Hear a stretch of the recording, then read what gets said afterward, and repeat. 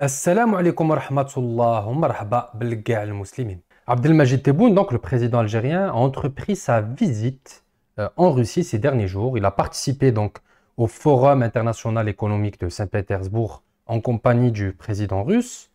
Le président algérien a donc préféré le déplacement en Russie plutôt que plutôt que la visite prévue à Paris.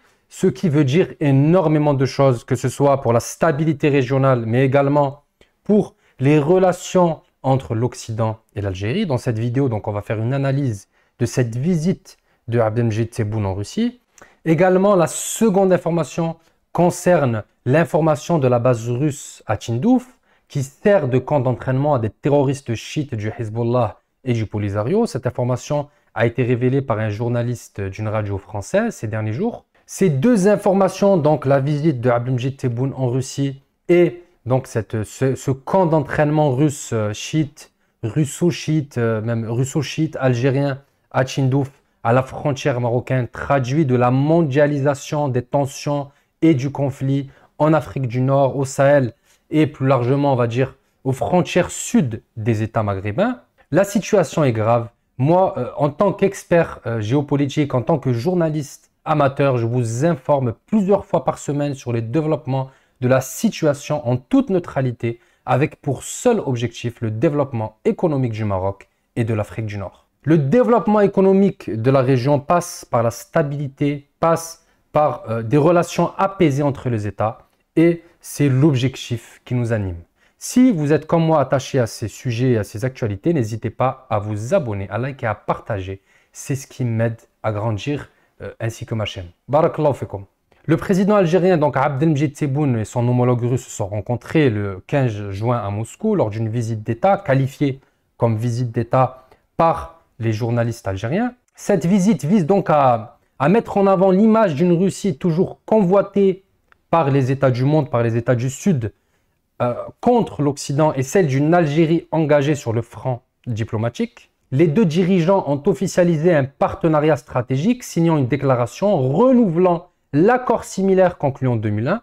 Au-delà du secteur des hydrocarbures, cette coopération renforcera également le domaine militaire, très important donc pour le régime militaire algérien. Des exercices conjoints ont été programmés, des transferts de technologies et la production également en commun. Lors de ces discussions avec Poutine, Abdelmajid Tebboune n'a pas hésité à révéler des informations qui auraient dû rester confidentielles et qui prouvent son manque d'expérience et sa naïveté vis-à-vis de sa relation avec la Russie. Il a déclaré ouvertement, je cite, « Malgré les pressions internationales que nous subissons, notre amitié avec la Russie restera inébranlable. Nous comptons sur ce pays pour nous soutenir dans notre quête d'indépendance, surtout dans ce contexte régional particulièrement difficile. » L'Algérie, qui a son propre contexte géostratégique totalement différent de la Syrie et de la Tchétchénie ou encore de la Biélorussie, selon moi, c'est mon opinion, le choix de l'Algérie de s'allier avec Poutine est le pire choix possible pour Alger et pour les Algériens et pour la jeunesse algérienne. Également, les intérêts économiques algériens sont étroitement liés avec l'Union européenne, avec le Maroc, avec la Tunisie, avec l'Espagne, avec l'Italie. Donc, cette relation entre la Russie et l'Algérie n'aura aucune répercussion positive sur l'économie algérienne. Bien au contraire, de nombreux alliés de l'État algérien vont se retourner contre lui. Des accords très intéressants ont été signés ces derniers mois, courant 2022, entre l'Algérie, le Portugal, l'Algérie et l'Italie. Ces accords peuvent être donc remis en cause par ces États qui sont directement en conflit avec la Russie. Et ces calculs politiques de l'État algérien sont totalement illogiques et ne respectent pas les intérêts économiques d'Alger.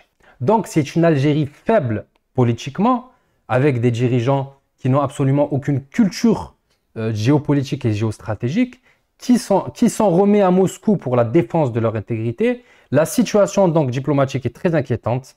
On est face à des amateurs qui jouent avec le destin de millions de personnes. Et vous êtes désormais familier avec le conflit qui oppose l'Algérie et le Maroc depuis plus de 50 ans maintenant. C'est sur ce sujet que Charles Villeneuve tire la sonnette d'alarme. Dans les coulisses donc de la radio, de l'émission phare Les Grandes Voix, animée par Pierre de Villon, résonne donc la voix de Charles Villeneuve, donc un journaliste très célèbre de la station française Europe 1.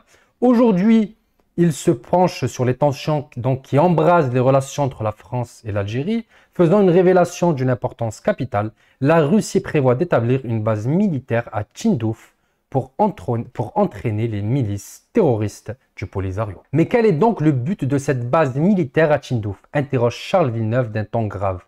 Elle a pour mission, je cite donc, elle a pour mission de former les miliciens du Polisario, des ennemis farouches du Maroc, sous la houlette du Hezbollah, des instructeurs militaires venus tout droit du Liban, soutenus financièrement par les Iraniens.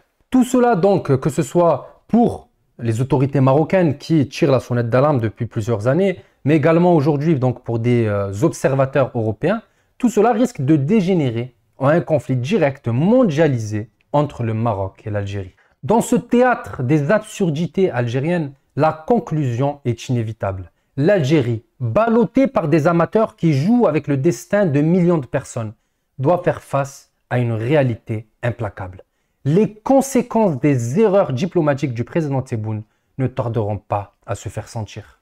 Le rideau tombe sur cette pièce politique désastreuse, laissant les spectateurs, les observateurs, les Maghrébins, les musulmans dans le monde entier perplexes, inquiets quant à l'avenir de l'Afrique du Nord. Car dans ce monde impitoyable, ce sont les peuples qui paient le prix des erreurs de leurs dirigeants. Barakallahu fikum, j'espère que cette vidéo vous a plu. N'hésitez pas encore une fois à vous abonner, à liker et à partager, ça m'aide beaucoup. Barakallahu fikum, Allah yajazikum bi khair, wassalamu alaikum wa rahmatullah.